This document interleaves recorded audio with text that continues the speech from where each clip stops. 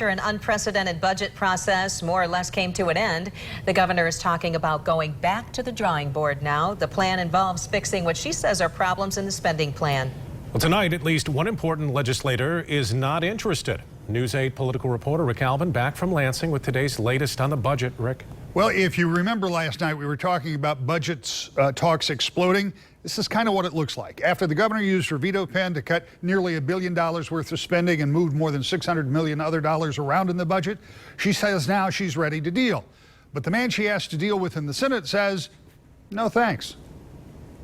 Today we are working with Senator Curtis Hertel to put forward a supplemental. The budget is done. The governor and Senate Majority Leader have a very different view of where they go next with the budget. Governor Whitmer wants to come up with a supplemental spending bill that would fund some of the budget items that were either, according to her, improperly funded or not funded at all in the budgets she signed earlier this week. She says there's room for some Republican priorities too, but of course it would all have to be negotiated. But Senator Mike Shirkey says he's ready to move on. I am ready to look to the future, to sit down with the legislative leaders and negotiate a supplemental that shores up our budget. The budget is done.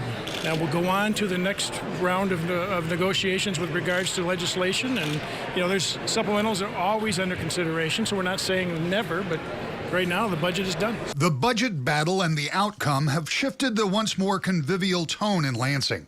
Can the governor and legislature get back to mutual trust? There was no violation of any agreement or handshake or anything else that actually matters. So I think that questioning that doesn't make any sense to this process. There's been trust broken on both sides, I guess, and it's going to be hard to trust each other for a while. She has not helped the relationship between our chamber and her and the governor's office.